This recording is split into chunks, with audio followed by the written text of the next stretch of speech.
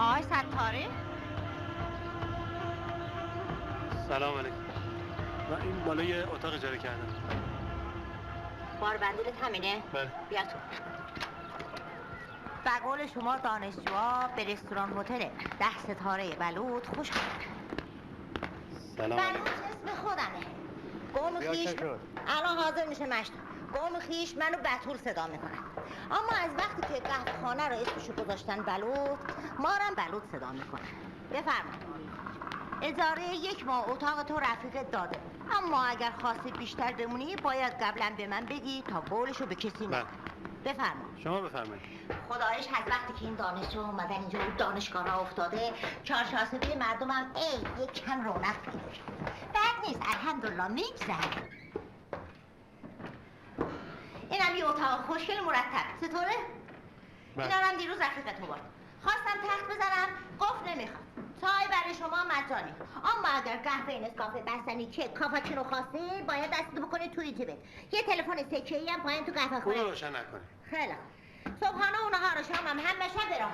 غذای مامانجونی اگه خواستی از بلوط خانم برمیاد. خوب و بدش هم میتونی از بچه‌ها بپرسی. اینجا ماشاءالله هیچی از شهر کم نداره بلوط خانم. چرا؟ یه فرق عمده داره. دین و ایمون مردم اینجا هنوز مثل شهریان نشده. میفهمی؟ نه. زن بچه داره؟ کی به ما زنایت شنیده بلوط خانم؟ اگه خواستی رفقاتو دعوت کنی قدمشون رو چشمم، اما باید همشون پسر باشن. خب مگه غیر از اینه؟ نه دیگه، اولش همتون همینو میگین، اما وقتی جاتون گرم شد قول از یادتون میره. توی چی مواظب باش از یادت نره. بله.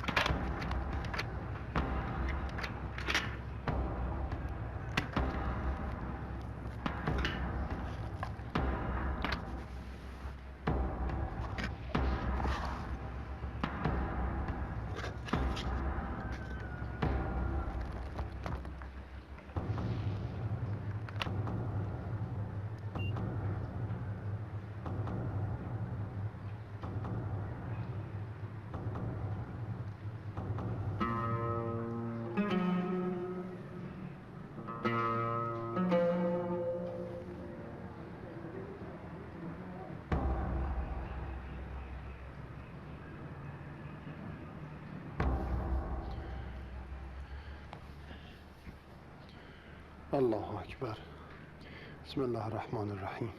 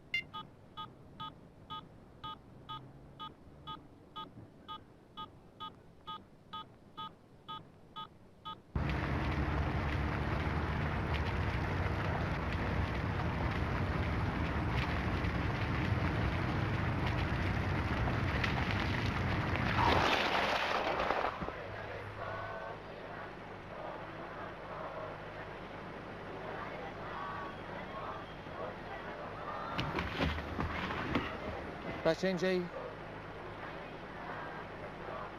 دانشجویی؟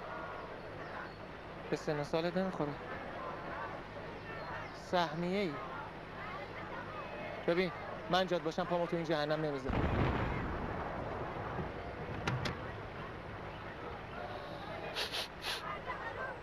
بوق دود مرده باد زنده باد. داری از تهرون میاد. پس بزن قدش رفیق. دلم لک زده واسه اتوبوس خرازهای شرکت واحد، واسه اگزاس پردود، واسه اون مکدونالدهای قلابی. تو میفهمی من چی میگم؟ قیافت داد میزنه دوزاریت کجه. ببین نبینیمت.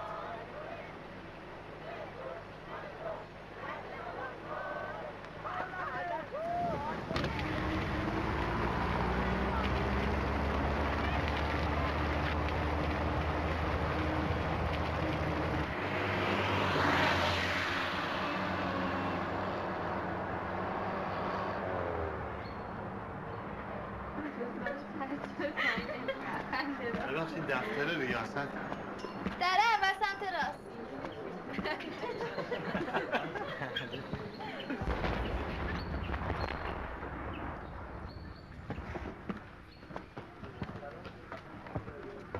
دیگه دارم میرسم. مستر اگه بیانجره بشه چی میشه؟ شما برو حالتو بکن. جناب این سرصدا مال چیه؟ ببخشید شما برای تدریس اومدین؟ بله؟ برای تدریس اومدین؟ نه بابا ما مثل خودتون دانشجویی. دانشجو؟ این وقت سال؟ یه دقیقه تشریف میارین؟ برای چی؟ یه دقیقه میخوام با بچه‌ها معرفتون کنم. یه دقیقه. سلام علیکم. ستاریان. تحویل بگیر آقا سیاوش. دوست جدیدمونه. هنوز هیچی نشده جای حسن سادات و همایون پروازی رو دارن پر میکنن. ببخشید آقا این رفیقم راست میگه. اومدی برای ثبت نام؟ مگه ثبت نام ایرادی داره؟ نه جوابونو بده. اومدی یا نه همین؟ من از ایشون یه کلمه پرسیدم گفتم این سرصداها چیه شد داستان. عزیز من دیر اومدی زود میخوای بری بابت این سوالا 2 نفر الان تو زندونه. ببین انقدر جف سازی نکن. آخر عاقبت کارشون معلومه دیگه. خب کسایی که آخر عاقبتش میدونن آدمایی که آنتنن دیگه عزیزم. ما آنتنو؟ نه من آنتنم. خواهش آقا به چی داره میدن؟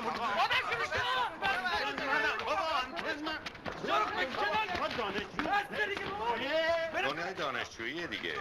تو پرونده‌تون نگاه می‌کردم دانشجوی زرنگی هستین. چرا انصراف تحصیلی دادی؟ والا استاد یه مقطعی من یه سری مشکلات خانوادگی برام پیش اومد دیگه. اگه نمیخوایم بگیم مهم نیست. ولی برای من این مهمه که بدونم چرا اینجا رو انتخاب کردی. نه من اصلا خودم این رشته جنگل و این چیزا رو خیلی دوست داشتم ولی جنگل و اینجور چیزا ها.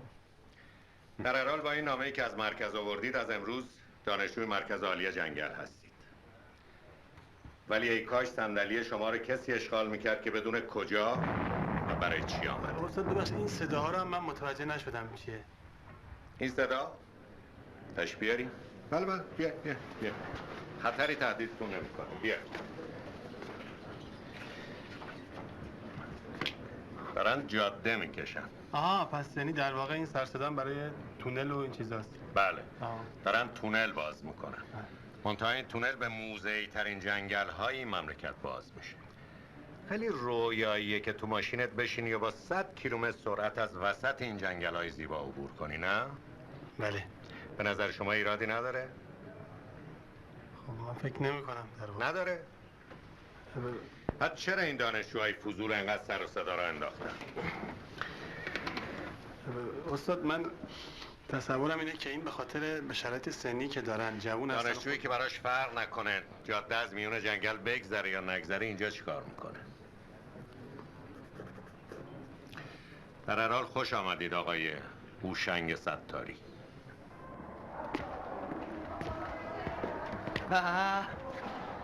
شادومات نصیحت ما رو هم گوش نکردی. من سنم واسه نصیحت شنیدن رفته بالا. هوشنگ ستاری. به منم میگم محسن. مخلصی. سیاوش ارادت داریم خدمت شما. ببین حالا که نصیحت گوش نمیدی بیا یه چیزایی رو بعد برای توضیح بده. جانم. ما اینجا چند جور کلوب داریم.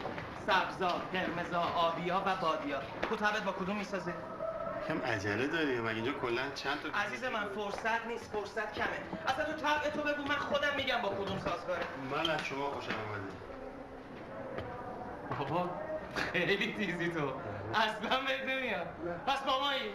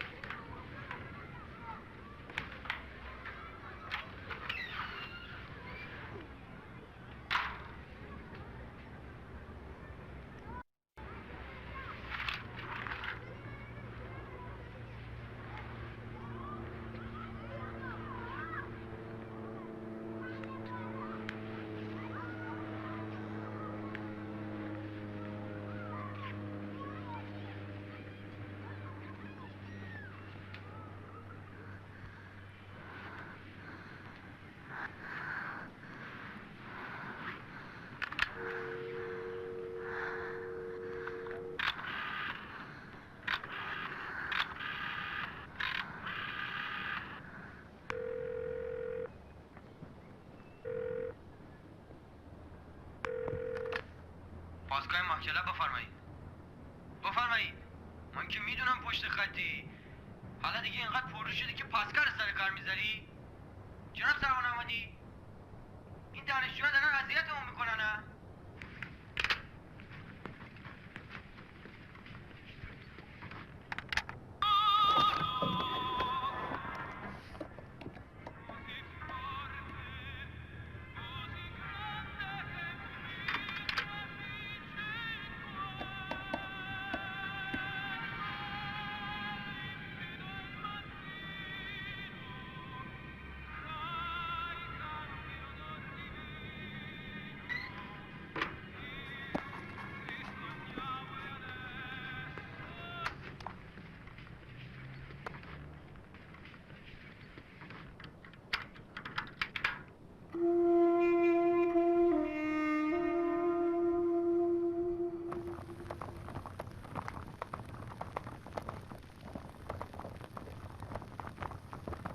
الله اکبر.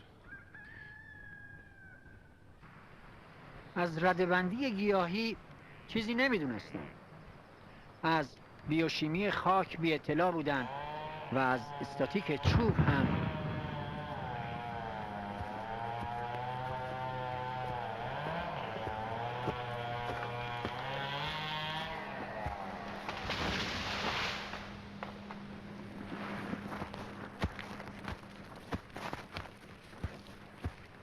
شما بفرمایید درستون رو بدین.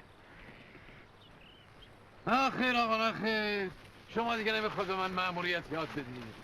اینجا که دیگه داخل دانشگاه نیست، اینجا جنگله. جنگلم حوزه استحفاظی بنده است. من فقط خواستم کمکی کرده باشه. شما به درستون برسید، من به کارم. سروان احمدی، از همکلاسیای ما چه خبر؟ فضولیش به تو نیومده. اگه خیلی دلت براشون تنگ شده اونجا هنوز جا زیاده. بچه‌ها لطفاً ساکت باشید. چرا ساکت استاد؟ چرا ساکت؟ 2 تا از بهترین دوستای ما الان تو زندانه. پس بخواستی کجا باشن؟ توی هتل؟ درس بنده تمومه. میتونیم برگردید دانشکده. ببخشید استاد، من مخالفم. اگر ممکنه درس رو ادامه بدین. درس همین بود که ملاحظه کردید. برگردیم دانشکده لطفا. متوجه نمیشم. شما داشتین از درخت بلوط میگفتین. این درخت به عظمت همین 2 کلمه حرف داشت؟ درختی که شما ازش صحبت میکنید خانم کامرانی 2 تا از بهترین دوستامون بابتش تو زندانه. امیدوارم زودتر آزاد شن، ولی من اومدم جنگل درس جنگل بخونم، نه درس سیاست. آها، آفرین. بفرما. کسی اینجا از سیاست صحبت نکرد خانم. زرشک. شما گفتی و منم باور کردم. اومدن اینجا که درس جنگل بخونن. حیف که دستای من بسته است. والله کاری میکردم که همتون توی پاسگاه ادامه تحصیل بدید. نمیدونم این پدر و مادر بدبخت شما به شما پول میدن که بیان اینجا تحصیل بکنین یا اینکه تو کار بزرگترا فضولی بکنین. اینا رو بهشون یاد بدین جناب استاد.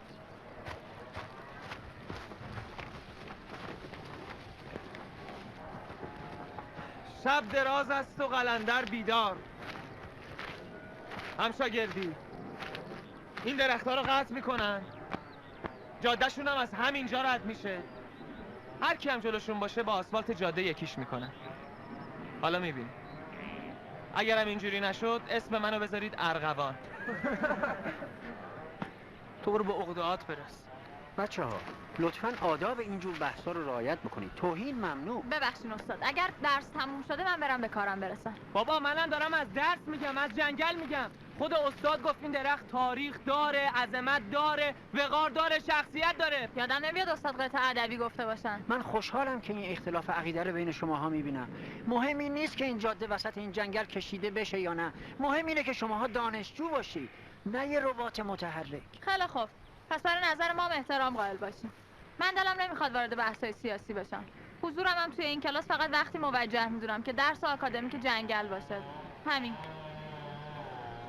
اونهایی که میل دارن که این کلاس با همین شیوه برگزار بشه لطفاً دستون بالا ببرید.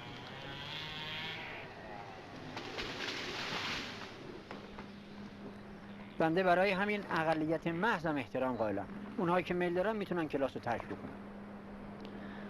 خداحافظ.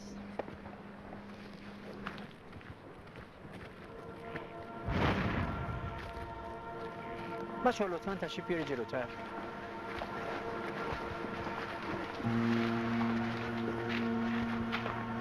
شما اینجا نیومدید که آنچه میشنوید باور بکنید و ستایش بکنید.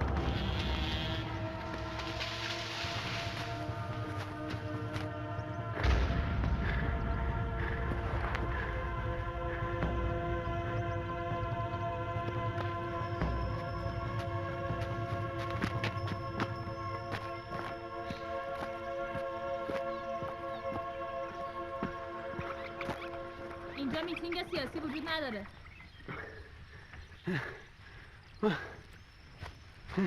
شما که موافق ادامه بحث بودین چرا کلاس رو ترک کردین؟ حالا من دوست داشتم بمونم ولی یه خسته شدم گفتم بیام این اطراف. جدی؟ بله. اون دلغک هم خسته شد؟ دلغک کی؟ خودتون رو با اون رو نزنین. هر کی با اون بپره تکلیفش معلومه. ها شما دارین از این آقا محسن حرف میزنین آره؟ بله. بهتون نگفته اینجا حوزه تحقیقاتی منه؟ من اصلا فکر میکردم شما اینجا اومدین برای زیارت. خیر آقا، اینجا حوزه منه. این درخت هم جزوش محسوب میشه. یعنی شما یه جورایی متولی این درخت هم هستی نه؟ اگه قابل بدونی. اختیار دارین. ببینین خانم ما تو ولایتمون به آدمای مثل شما خیلی احترام میذاریم، یعنی اینقدری که حتی بعضیا میان اونا رو میبوسن. خب دستاشون رو دیگه برای تبرک. من دیگه به کارم برسم. بله. خب پس منم با اجازهتون برم پایین درخت، کلی حاجت عقب افتاده داریم که ازش بخوایم. شما هم اگر احیانا دارین کار میکنین خسته شدین بگین من براتون چای بریزم. ممنون. بهتر از خودتون پذیرایی کنید. بله خیلی ممنون. یا الله علی، یا الله علی، یا الله علی، یا الله علی، یا الله علی، یا الله علی، یا الله علی، یا الله علی، یا الله علی، یا الله علی، یا الله علی. آقای راننده لطفاً نگه دارید. نگه دار آقا جی. آقا نگه دار. آقا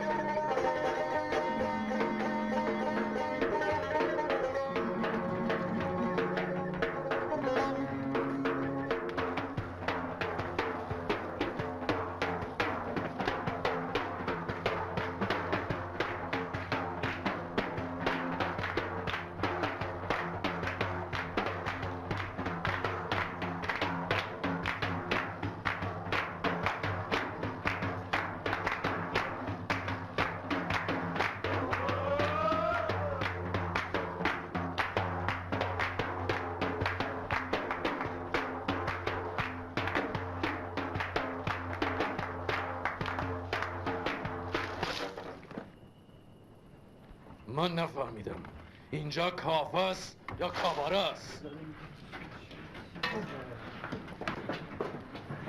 یه دیگانه جوره. جناب سرور یه دقیقه بشینین که چای براتون بیارم. من مگه نگفتم اینجا دختر و پسر مخلوط نشینن؟ مخلوط نیستن. برپا! دخترها بالا، پسرها پایین. خواب به چشم نذاشتی. کاشای دانشگاه لوبیاست. برو پایین.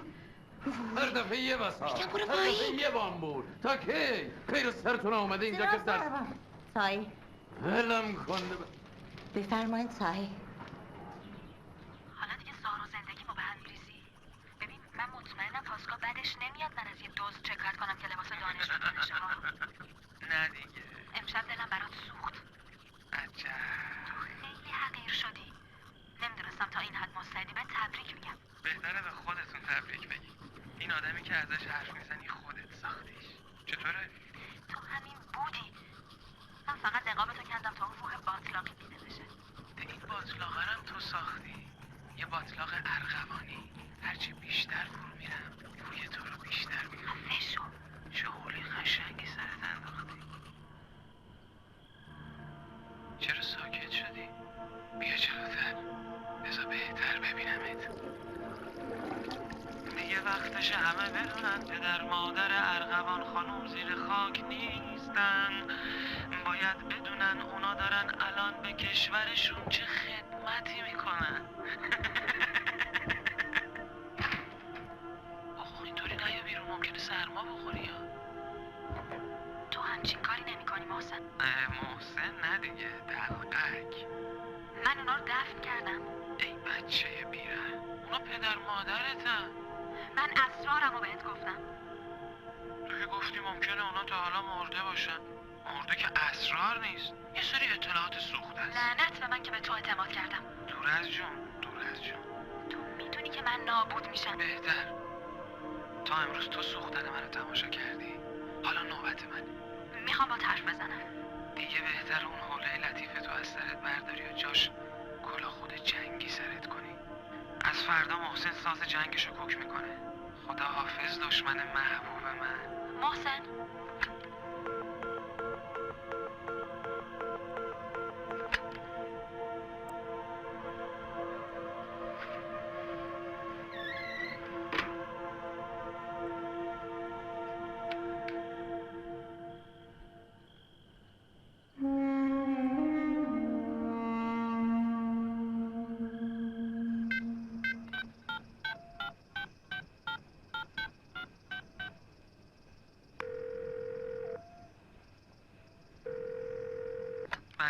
جناب آقای یوسفی، بفرمایید.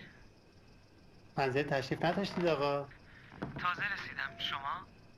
من میخواستم اگر که امکان داشته باشه با شما یه ملاقاتی داشته باشم جناب یوسفی. ببخشید شما؟ ببخشید من خودم رو خدمتتون معرفی نکردم. من سهیلی هستم از دوستان حراست دانشگاه. میخواستم اگر که امکان داشته باشه براتون خارج از دانشکده با شما یه ملاقات داشته باشم. از حراست دانشگاه؟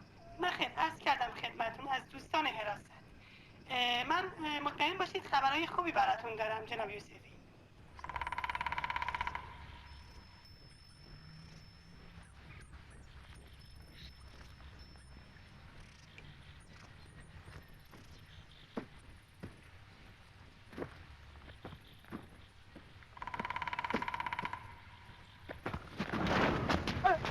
این کارا چیه؟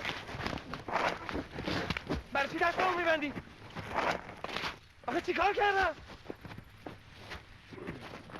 این نامردی برم کن. کجا رفتی؟ کجا رفتی؟ خب نماستم یه چیزی بگو. حاضری؟ کجایی؟ اگه حاضری شروع کنم. ببین من اینجا با یه خواهری قرار داشتم. اسم فامیل. اگه اسممو نمیدونی برای چی گفتی بیام اینجا؟ اسم فامیل. محسن یوسفی. محسن یوسفی. دانشجوی ترم چندی از کدام دانشگاه؟ دانشجوی ترم 5 از مرکز آموزش عالی جنگل مطلع. شما دانشجوی به نام ارغوان کامرانی رو میشناسی؟ گفتم دانشجوی به نام ارغوان کامرانی رو میشناسی؟ آره همکلاسیمه. از پدر مادرش چی میدونی؟ با؟ هیچی چی باید بدونی؟ هیچی نمیدونی تو. یعنی فقط یه بار ارغوان گفته که اونا تو تصادف کشته شدن همین. آها تو هم باور کردی آره؟ آره. من اگه جای تو بودم اصلا توی همچین شرایطی دروغ نمیگفتم. ببین تو باید خودتو بگی کی هستی.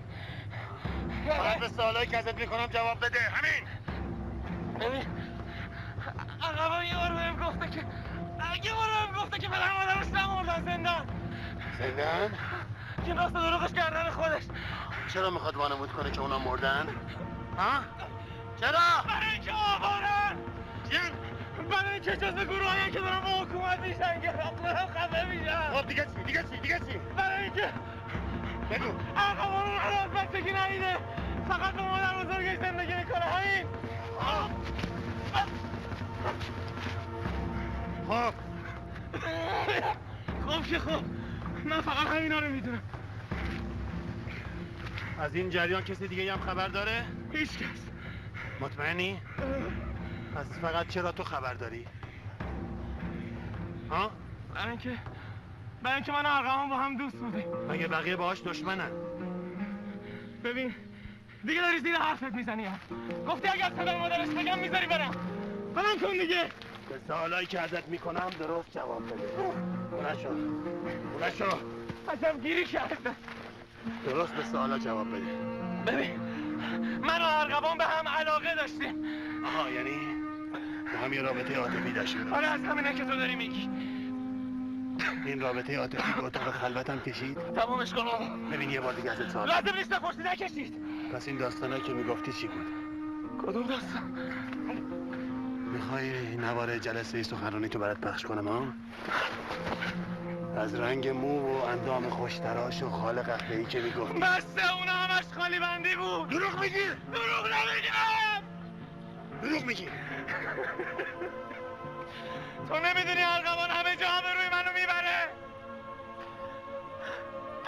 اون مثل یه عنکبوت خوشخط و خاله میفهمی؟ منم قسم خوردم همه جا روش رو ببره. با این حساب اون نباید دختر پاکی باشه، درسته؟ آره؟ اون نباید دختر پاکی باشه. جواب منو بده! اگه نبود که من به هیچ قانون نمیزنم.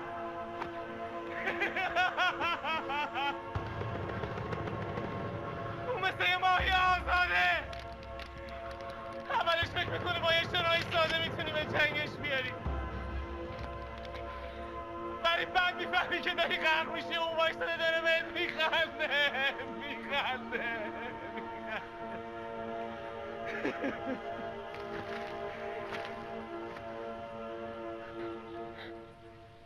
آقا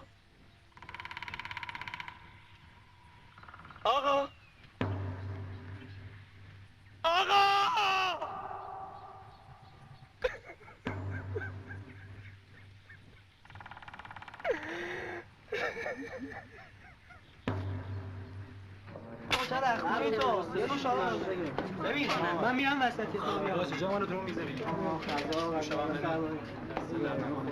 آقا این شکل منم بگید باشه خب نوبتی دعوا داریم تو میفهمی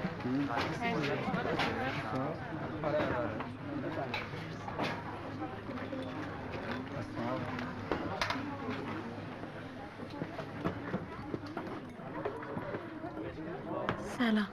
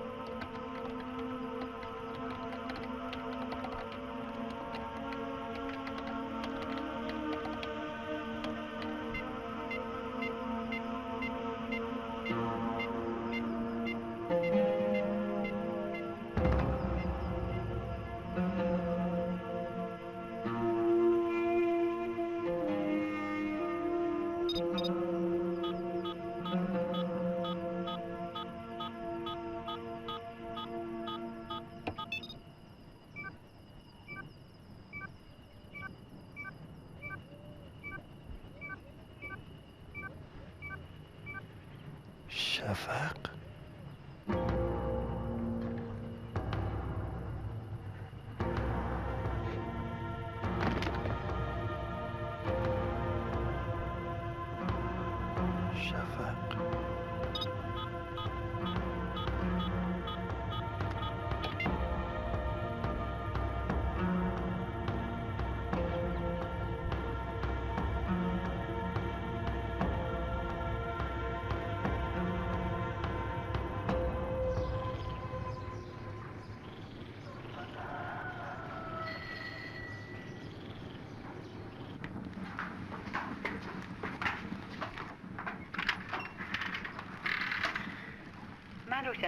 روشنک صدر. اینم امیر شوهرمه.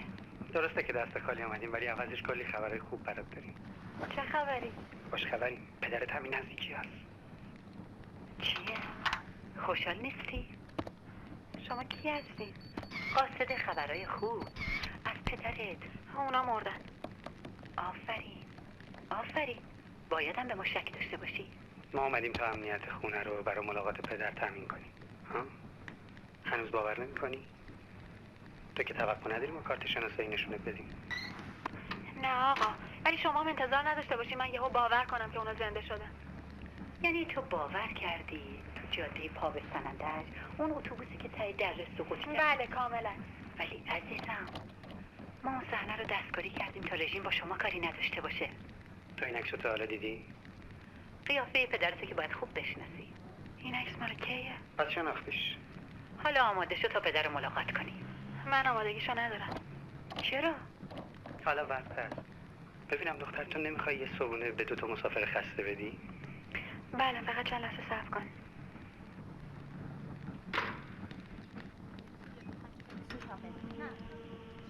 فقط دخترشه که میتونه شفاقو بکشونه اینجا. ولی این دختره میتونه موی دماغ ما بشه. فقط کافی از ما دور نشه. تو که فرستادیش قهوه خونه. خب نباید شک کنه. خب اگه شک کرد چی؟ کنترلش میکنی؟ مخالفم. ما الان تو بهترین شرایطیم. اجازه نمیدم این دختر مانع عملیات ما بشه. تو شفقو دست کم گرفتی. اون خائن فراری به فکرش هم نمیرسه که ما اینجا کمین کرده باشیم.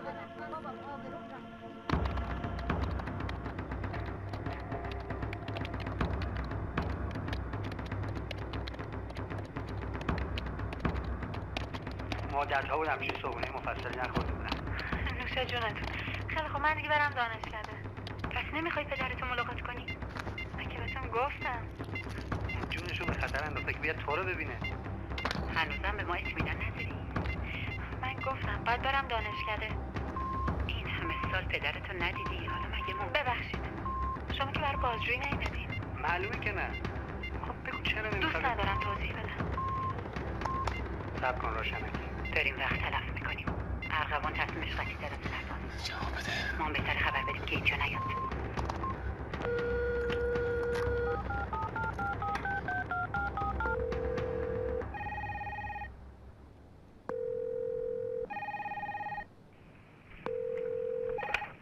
بله بفرمایید.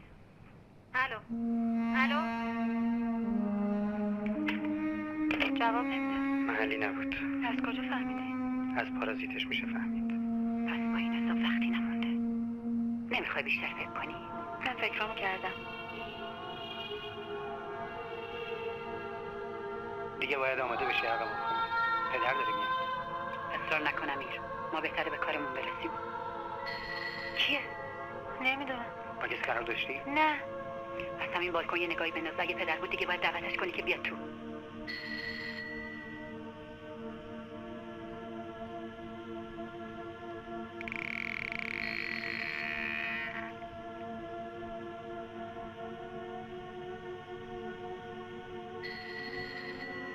بله. سلام خانم کامرانی. سلام. میشه یه چند لحظه تشریف بریم پایین ارزش؟ من الان گرفتارم. این یه امانتی هست باید خدمت شما بدم من. نمیشه تو دانشکده بدینش؟ نه گفتن اینجا بهتون بدم. مال کیه؟ گفتن نگم من. خیلی خب میگم من. اینو آقای محسن داده گفته یه چیز خیلی خصوصی دست شما درد نکنه میتونین بندازینش دور. من احتیاجی بهش ندارم. خداحافظ. آخه گفته خانم یکم دانشجوه. پس چرا گوش گم نمیکنه بره؟ مؤدب باشین آقا. امیر به نظرم بهتر امانتی رو بگیره. من احتیاجی به اون امانتی ندارم. ببین دیگه دست بردار نیست. ممکنه شک کنه. به چی میخواد شک کنه؟ مگه ما داریم چیکار میکنیم؟ هیچ بری بهتره.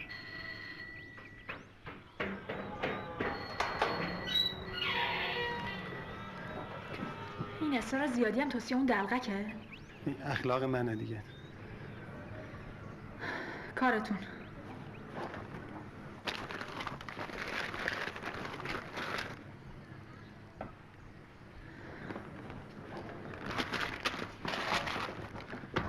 خانم کامرانی من پدرتون رو دیدم. البته ایشون منو دیدن. بعد منو مجبور کردم بیام خدمت شما. بهتون میگفتم بیایم پایین به خاطر همین بود. خانم کامرانی ببین به خدا باور کن من بهشون گفتم با هم بریم. بعد گفتن نه خودت برو. خانم کامرانی ادامه بدین.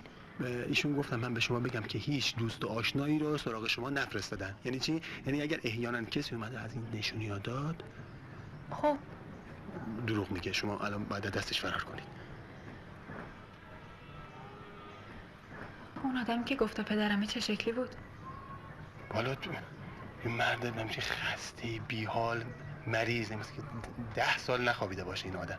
این شکلی بود. اصلا دلم برای سوخت باور کن. و ببخشید اصلا چیز نباشه. من خیلی ریخت قیافش هم همچین به هم ریخته بود اصلا به شما نمیخورد. مجبورم ببینمش.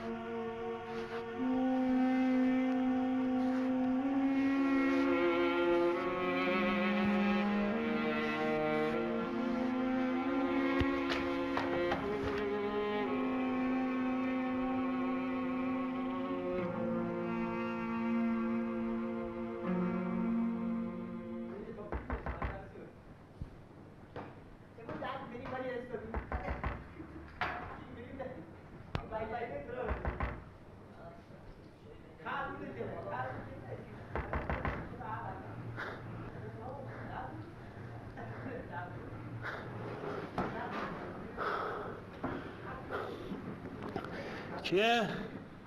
من هستم کامرانی. خانم کامرانی سویچو بزنین دم در، خودم برمیدارم. میخواستم ببینمتون. پس باید یه چند لحظه صبر کنیم. بفرمایید.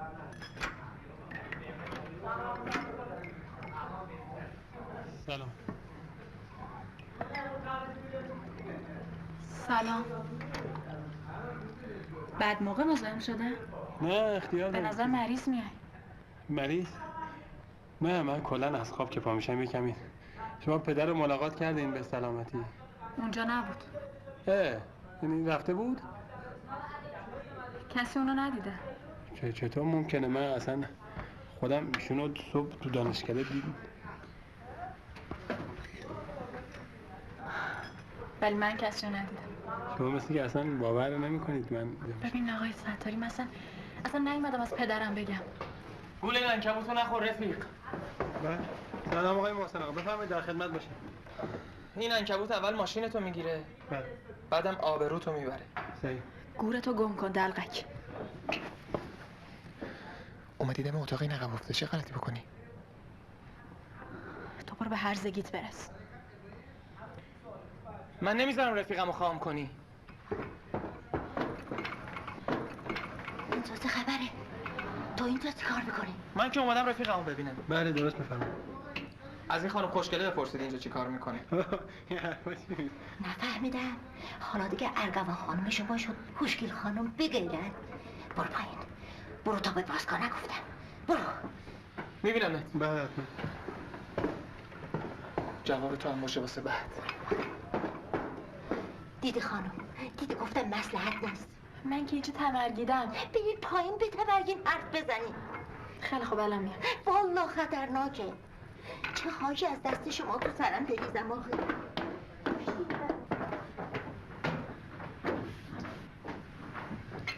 من باید حتما ببینمتون. چی؟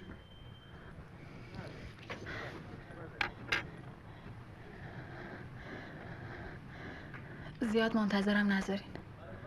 خواهش میکنم.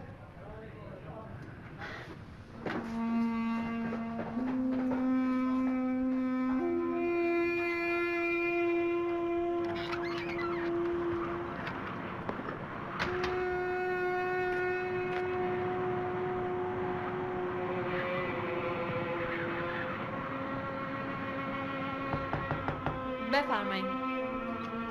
سلام علیکم. ای بابا اینجا چون اینجوری شده؟ چه خبر بوده اینجا خانم؟ شما هم سر و صدا نشنیدین ها؟ صدای چی شنیدیم؟ ما صدای نشنیدیم. از این مغازم پرسیدم میگه چیزی نشنیدم. نمیدونم میشه این همه گلوله خورده به در و دیوار. هیچ کس هیچی نشنیده؟ نمیدونم چرا اینجوری شده. کسی که چیزیش نشده نه؟ اونا چطورن؟ حالشون خوبه؟ کیا؟ همین مهماناتون دیگه. کی گفته من مهمون داشتم؟ خانم بلوط گفت گویا برای شما صبح مهمان اومده بودیم. صبحونه گرفتیم. بلوط بفهمه همه فهمیدن. حالا چیز نکن، شما خودت ناراحت نکن. چیزی نیست. من الان میرم پاسگاه اطلاع میدم، شما فقط به چیزی دست نزنید باشه؟ چیزی دست نزن. بیاین تو. پاسگاه؟ لطفاً بیاین تو. من خبر بدم دوست. کفشتون رو بندازین بیاین تو. پاسگاه خبردار بشه من تو درد سر میافتم. چه درد سری خانم؟ ما شما گناهی کردیم. خب دوز اومده خونتون باید به پاسگاه خبر بدیم. چرا انقدر ساده میبینین؟ بابا کمترین اتفاقی که میفته اینه که منو اخراج میکنن از دانشگاه. اخراج؟ من شهر هرت شما رو اخراج میکنن؟ بابا من اصلا خودم میرم اونجا باشون صحبت میکنم. من شهادت میدم، میگم این خانم تو لحظه وقوع حادثه اصلا خونه نبوده. من نمیتونم، اصلا نمیتونم. ببخشید شرمنده، مثلا نمیفهم شما چی دارین میگین. اومدن زدن خونه رو درب و داغون کردن. ببینین آقای ستاری، این در و دیوار به جهنم میشه بی سر و صدا تعمیرش کرد. هیچ کس هم هیچی نمیفهمه. من مثلا چیز دیگه ایه. میتونم بهتون اعتماد کنم؟ دست شما درد نکن. شما یک کلمه در اومدین به من گفتین کمک احتیاج داریم. ما جان برکف نصف شب دویدیم اومدیم اینجا. حتی ما به حرفای آقای محسن نمیدونم همین که شما میگین دلغک، من اینم گوش نکردم. حالا اینجوری میگین شما اعتماد نداریم، ما بریم دیگه. بله شما درست میگین. حالا اون چیزی که میخوام بهتون نشون بدم از این در و دیوار خیلی مهمتره ها. طاقت رو دارین؟ ما میگیم جان برکف بلند شدیم اومدیم میگیم. خیلی خوب. اون پتو رو بزنین کنار. همونو.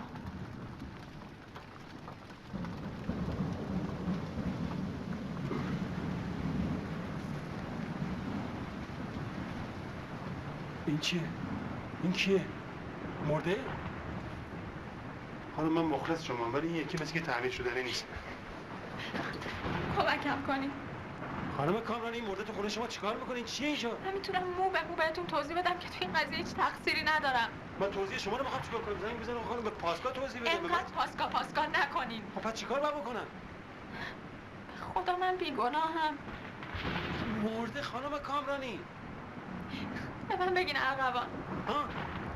کسی که انقدر اعتماد کردم دیگه میتونم اجازه بدم اسممو صدا بزنه. بابا. ببینین من پدرم و سالهاست ندیدم. نه عمو دارم نه برادر. از دار دنیا یه مادر بزرگ پیر دارم که اگه بفهمه نوش افتاده زندان میمیره. پسرش هم سالهاست که ندیده. من متاسفم. بالا زنگ میزنی پاسگاه اینا برمی‌دارن میان اینجا. این خانم با خودشون برمی‌دارن میبرن، شما هم باهاشون می‌میرید. یه لحظه اجازه بده، شما هم باهاشون میرید. خب من حرفم تموم بشه. یکی دو سه روز شما اونجا این بعد اینا میان تحقیقات میکنن متوجه میشن. خانم ارغوانی که اینجا افتاده یک چغندر نیست، یه انسانه، آدم، زنم هست. ببین این احتمالاً بچه داره، شوهر داره، اینا دارن دنبالش میگردن، بعد میان ردشون میزنن اینجا پیداش میکنن. خواهش میکنم. خواهش میکنین چی؟ که کمکم کنین. آخه من چیکار کنم برای شما اون مرده؟ جنازه رو چیکار میکنن؟ خب من چه میدونم با مرده چیکار میکنن؟ برایش میدن میبرن دفنش میکنن دیگه. عجب گیری افتادیم ما به قرآن. حالا ما برای که ارادتمون رو به شما نشون بدیم باید چیکارا بکنیم؟ آخه من مرده کش نیستم. فقط شما میتونین.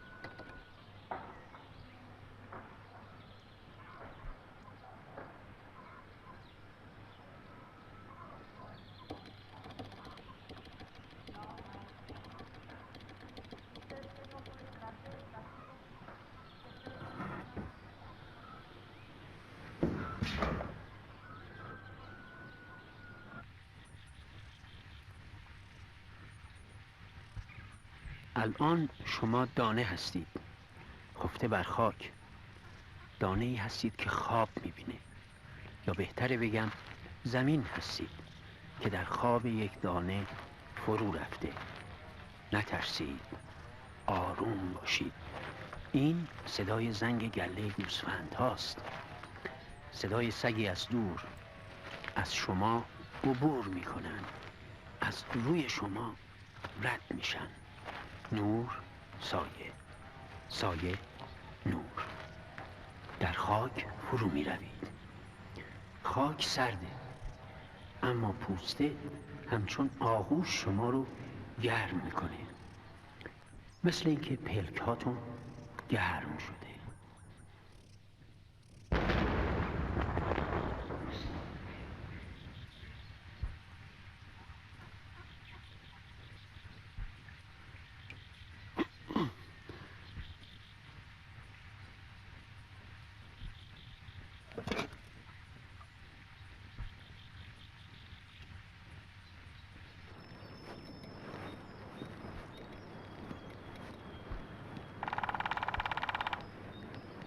سلام. من خانم ارغوان خواهش میکنم پایین من رفت. اگه بیام پایین یه دقیقه اونجا بشین با هم حرف بزنیم. شما همیشه همینجوری کادو میذارین بعد خودتون. من خواستم بیدارتون کنم ولی استاد اجازه نداد. دستتون در نکن، خیلی خوشمزه است. البته میدونم نمیتونه تلخی دیشب از یادتون ببره. نه خدا در مورد دیشب اصلا حرف نزنیم، من خودم بد میشه. ولی من دلم میخواد توضیح بدم. نه توضیح نمیخواد دیگه، من خودم میتونم یه چیزایی حرف بزنم دیگه. چه حدسایی؟ داشتم با خودم فکر میکردم خانم دیشبی همین جنازه اصلا بهش نمیومد جزو نیروهای پلیس و اینجور چیزا باشه، با اون قیافش و اون مسلسلش و مثلا اون دیوار سوراخ و این چیزا. ادامه بدین. خب بعدش هم که به شما هم اصلا نمیاد با اینجور آدم اصلا ارتباط داشته باشید. چه آدمایی؟ همین آدمایی که میشناسیم خطرناکن اصلا. میشه بیرو درباسی بگین نظرتون راجع من چیه؟ حالا شما که ماشاءالله من تا اونجایی که دیدم ظاهراً با این بحث‌های سیاسی و اینا که تو دانشکده میشه مخالفین. ظاهراً؟ من گفتم ظاهراً؟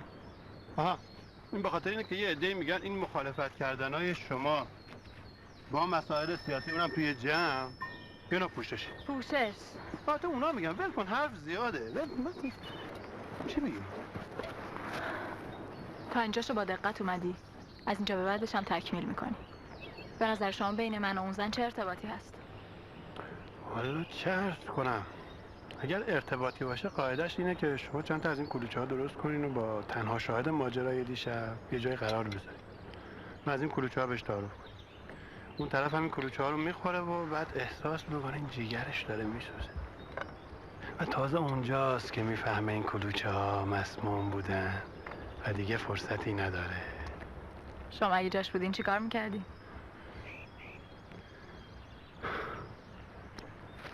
من سعی میکردم سکوت کنم. تو این لحظات آخر سکوت میکردم و با نگاه ازش میپرسیدم چرا؟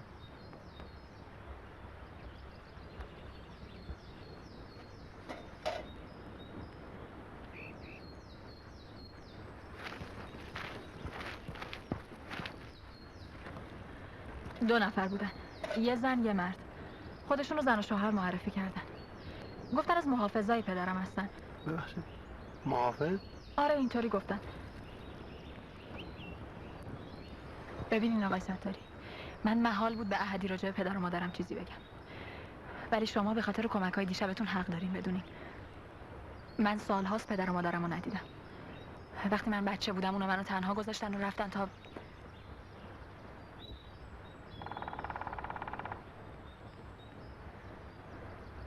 من دیگه خسته شدم بس که با عکسشون زندگی کردم.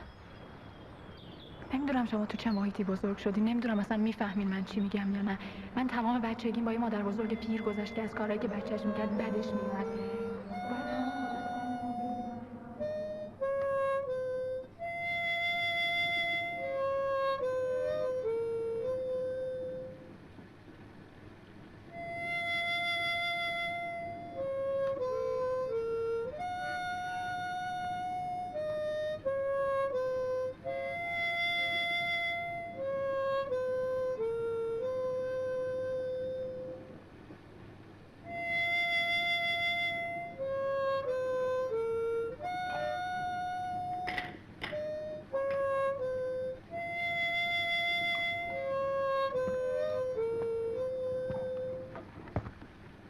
بده من میبرم. تو بده.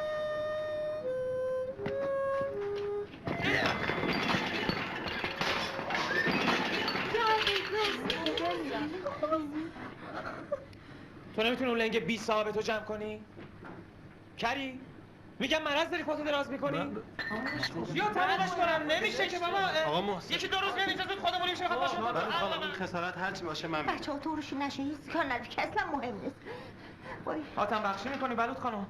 تو از حق خودت میگذری ولی این بدبختا که سوختن چی؟ خانم من از شما معذرت می‌خوام. شما هم ببخشید. من خیلی معذرت می‌خوام. عیبی ببخشید. نداره تقصیر آقا. من بود ایشون. به خیر گذشت الحمدلله. چی به خیر گذشت؟ من از حق خودم نمیگذرم. یلا. ساکت بریم تو رو خدا. نمیرم جلو. اگه یه بار که شلوغ را بندازی میندازمت بیرون آنمادار. من این حرفا حالیم نمیشه. ها الان میرم به پاسکا تلفن میکنم حالت میشه. این بعد همین الان از من معذرت خواهی کنه. حسین جان من که دارم میگم عمدی نبوده چرا؟ اگه عمدی بود اینجوری باید برخورد نمیکردم میفهمی؟ زود باش. زشته. چیه؟ داری بهش نگاه میکنی ازش اجازه بگیری آره؟ ارقی جون بهشون اجازه میدین از بنده معذرت خواهی کنن؟ محسن جان این کارا برای یه دانشجو زشته.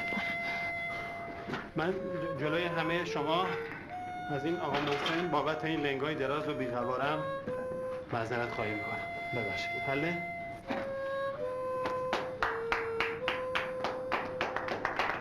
ولی نداشت.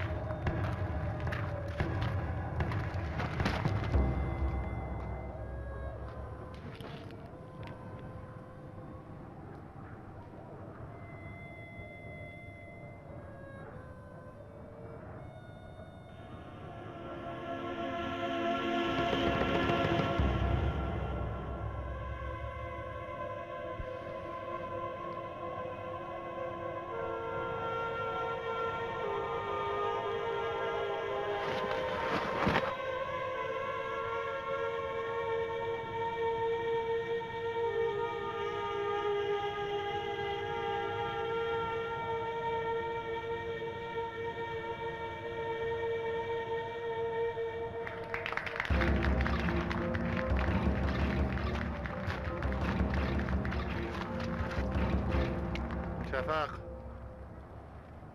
بازم سلام.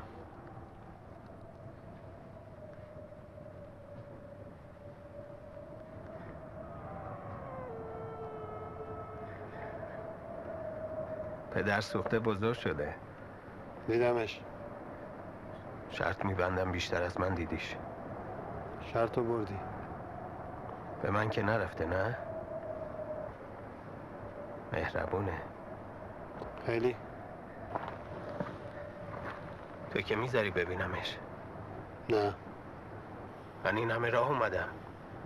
درست اومدی. تو میذاری ببینمش؟ دست رو بذار رو سرت. ببینم. تو حتما اونو دیدی.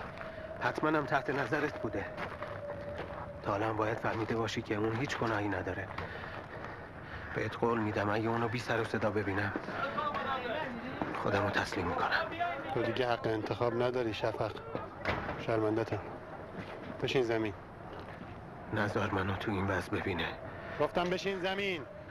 نزار. های به تو یلا. بخواب کف زمین. من که تسلیمم. نزار اون بفهمه. خواهش میکنم. تو نباید میومدی اینجا. حالا که اینجام قبل از اون که اون بفهمه تمومش کن. دیگه دیر شده. اون داره برو میبینه. لعنت به تو. لعنت به من. بزن.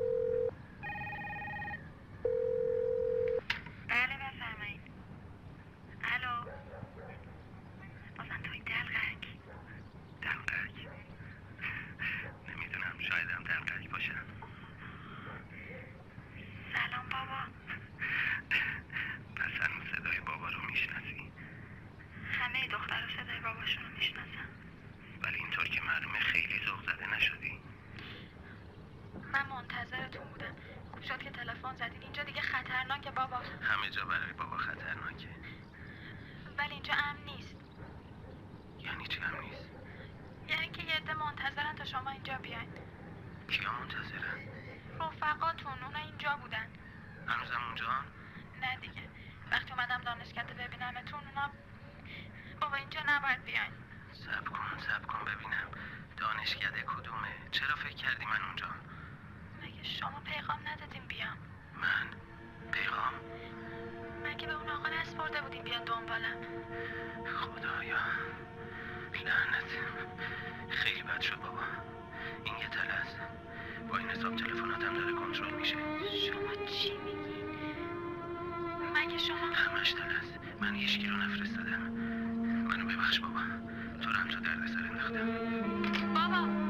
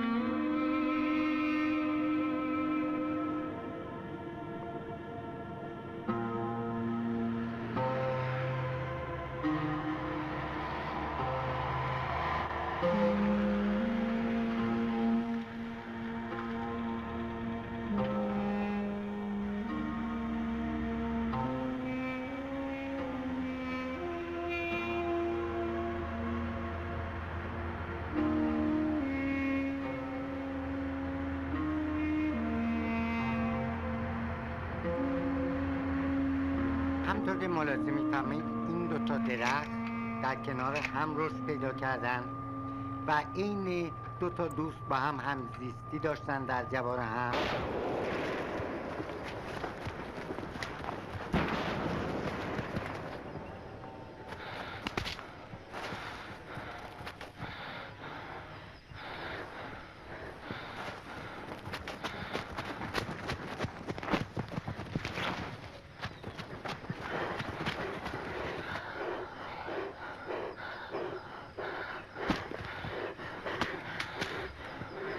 تو رو خدا برگرد محسن، خواهش میکنم.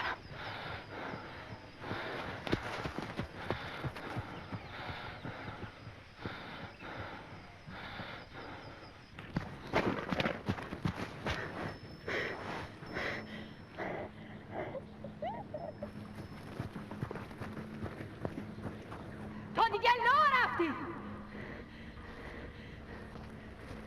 تکلیف من چیه که نه دلم میخواد ریخت تو رو ببینم، نه پدرم که سالهاست قیافش هم یادم رفته. فهمیدنش اینقدر برات سخته؟ اون پدرمه.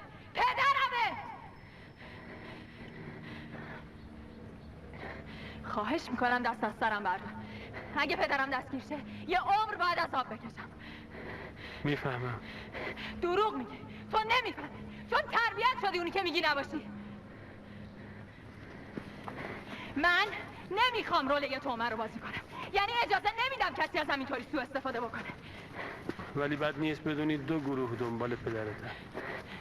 یه گروه اونایان که میخوان دستگیرش کنن چون حرفای شنیدنی زیادی براشون داره. یه گروه هم میخوان بکشنش تا اون حرفا شنیده نشه. چه فرقی میکنه؟ اونا درجا میکشن، شما هم چند روز بعد.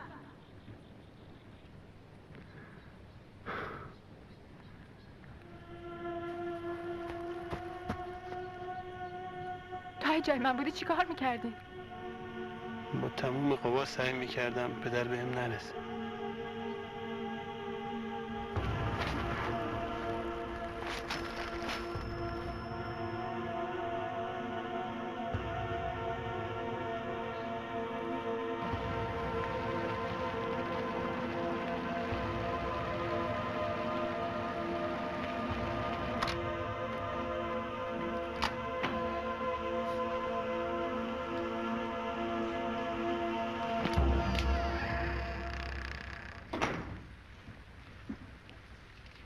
سلام. بیخبر چرا؟ ما از شما بیخبر. من هر خبری بود که فرستادم.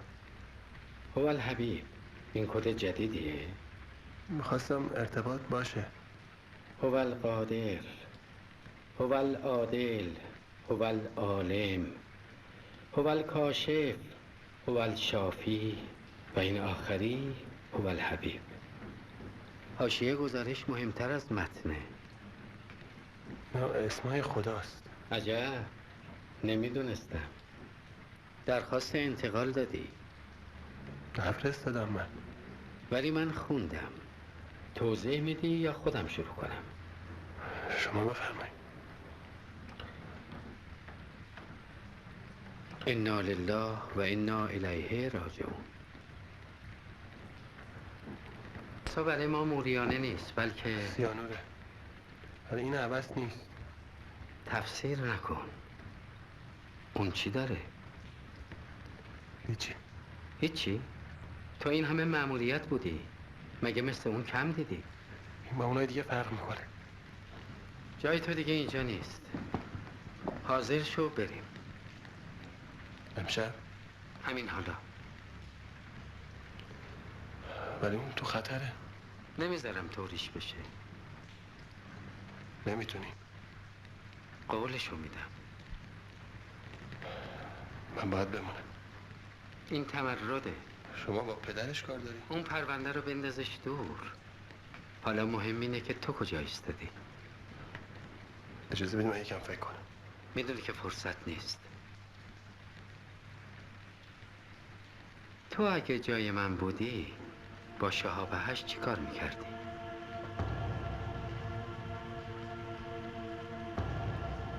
حسبش میکردم. و اگه به اندازه من دوستش داشتی؟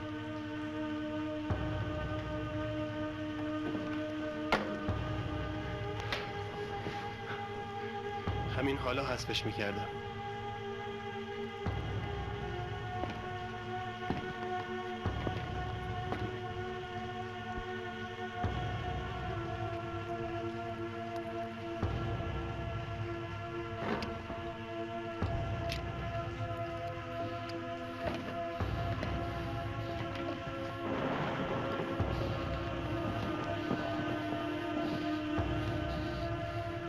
کار خودته.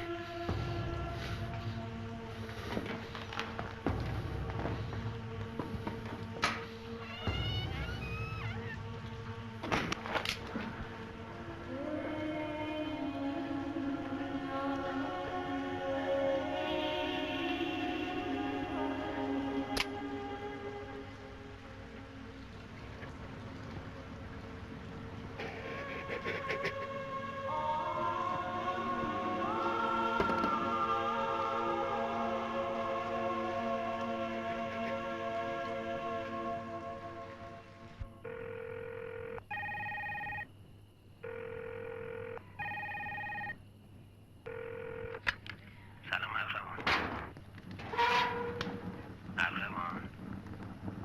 مطمئنم گوشی دستته بابا. شما که میدونین اینجا تحت نظره واسه چی تلفن میزنی؟ من این همه راه اومدم تو رو ببینم. حالا در خانه کجا برم؟ تا حالا صبر کردم بازم صبر کنم. تو شاید بتونی ولی من دیگه فرصتی ندارم. نه بابا، الان این خونه یه تله است. یعنی اجازه نمیدی ببینمت؟ مجبورم بابا. اونا الان دارن صدام رو میشنن. اشنوفن اونا دنبال شفقه، نه من.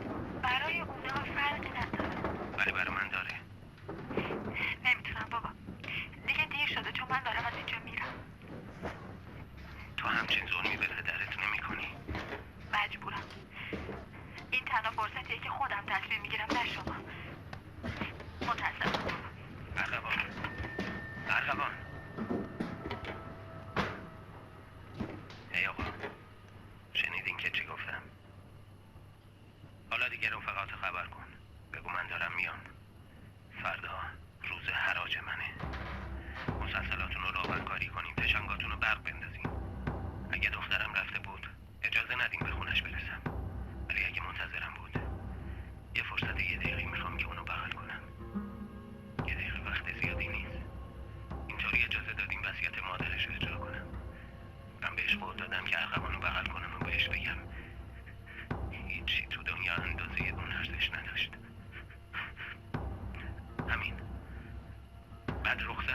اونقدر ازش فاصله بگیرم که زخم بر نداره. حالا آتیش به اختیار. یادت باشه که قلبمو نشونه بگیری. من میبخشمت. پس وعده ما صبح.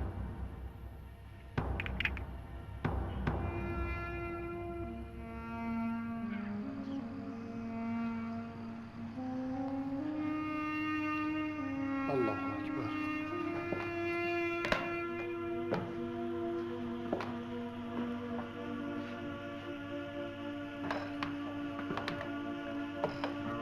سلام علیکم. خیر باشه. والا کاری پیش اومده، با اجازهتون ما دیگه باید مرخص شیم. هنوز 1 ماه نشده شه. بله دیگه، ولی خیلی زحمت دادیم دیگه. شرمنده. انشالله که ما را حلال میکنیم. با اجازهتون. یادت گفتم جاتون گرم شه، گل از یادتون میره. بله ولی من که تنهام که. پس اون چیه؟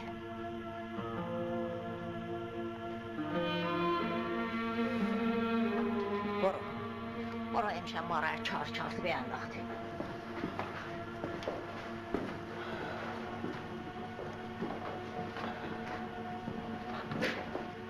تصمیمتو گرفتی؟ دیگه وقتشه. یعنی تنها میذاری؟ خب تو هم گفتی میخوای بری. اگه نرم؟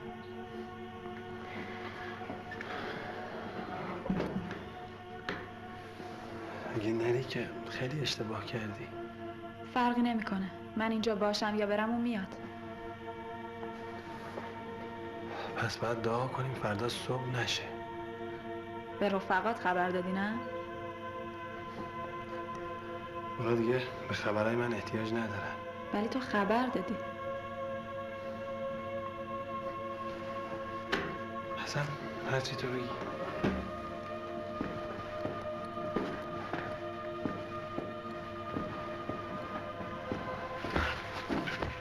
ببین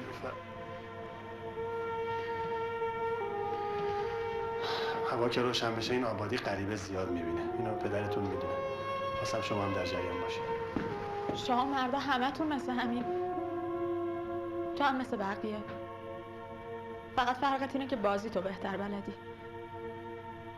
به تبریک میگم. منم گول خوردم. کاش اینجوری بود که تو میگی. از قول من به همکارات بگو ارغوان نظرش همین بود.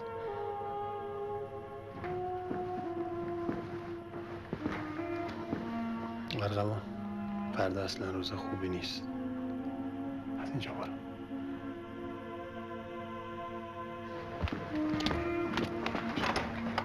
بیا تا صبح نشده تو تاریکی برو.